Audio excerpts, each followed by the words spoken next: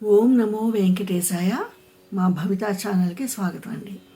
ఈ వీడియోలో శ్రీమద్ భగవద్గీత 2వ అధ్యాయం సాంఖ్యయోగంలో 7వ శ్లోకం నుంచి 11వ శ్లోకం వరకు అర్థాలను తెలుసుకుందాం. శ్రీ గురుభ్యో నమః. శ్రీ పరమాత్మనే నమః. కార్పణ్యదోషోపహత స్వభావః పృచ్ఛామి త్వాం ధర్మసమ్మూఢచేతాః యచ్ఛ్రేయస్యాన్నిశ్చితం బ్రూహి తన్మే శిష్యస్తేహం శాధి మాం త్వాం ప్రపన్నం. శ్రీకృష్ణ, నా మనస్సుకు దీనత్వం అనే దోషం పట్టుకుంది. అందుచేత సహజంగా సుస్థిరమైన నా స్వభావం దెబ్బతిన్నట్లయిపోయింది. అందుచే ధర్మం విషయంలో ఎటూ తేల్చుకోలేకపోతున్నాను. సన్యాస ధర్మము, యుద్ధ ధర్మము, ఈ రెండింటిలో ఏది నికరంగా నాకు శ్రేయస్సును కలిగిస్తుందో దానిని నిశ్చయం చేసి నాకు చెప్పు. ఎందుకంటే నేను నీకు శిష్యుడనయ్యి నిన్ను శరణు పొందుతున్నాను. నా కర్తవ్యం ఏమిటో నువ్వే ఆజ్ఞాపించు. నహి ప్రపశ్యామి మమానుపద్యాత్ ఇచ్చోకముచ్చోషణమింద్రియాణం అవాప్య భూమా వసపత్నవృద్ధం రాజ్యం సురాణమపి చాధిపత్యం.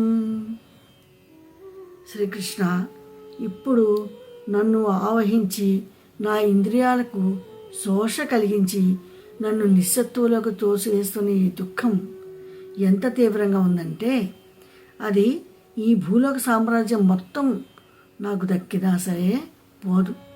సరికదా, స్వర్గలోక సామ్రాజ్యం దక్కినా సరే పోదు. నా దుఃఖాన్ని పోగొట్టగల ఉపాయం నాకు కనిపించటం లేదు. సంజయ ఉవాచ. సంజయుడు ఇలా పలికాడు. ఏవముక్త్వా హృషీకేశం గుడాకేశః పరంతపః నయోత్సైతి గోవిందం ఉక్త్వా తూష్ణీం బభూవః. అర్జునుడు శ్రీకృష్ణుడితో ఇలా పలికి మళ్ళీ ఉన్నట్టుండి నేను యుద్ధం చేయను అని ప్రకటించేసి మౌనంగా ఉండిపోయాడు. తమువాచ హృషీకేశః ప్రహసన్నివ భారత సేనయోరుభయోర్మధ్యే విషీదంతమిదం వచః. ఓ ధృతరాష్ట్ర మహారాజా, ఆ విధంగా రెండు సేనల మధ్య ప్రదేశంలో నీరు గారిపోతూ చతికిలబడి ఉన్న అర్జునుడిని చూసి శ్రీకృష్ణుడు కొంచెం నవ్వుతున్నట్లుగా ముఖం పెట్టి సరసాలాడుతున్నట్లుగా ఇలా అన్నాడు. శ్రీ భగవానువాచ. భగవానుడు ఇలా పలికాడు.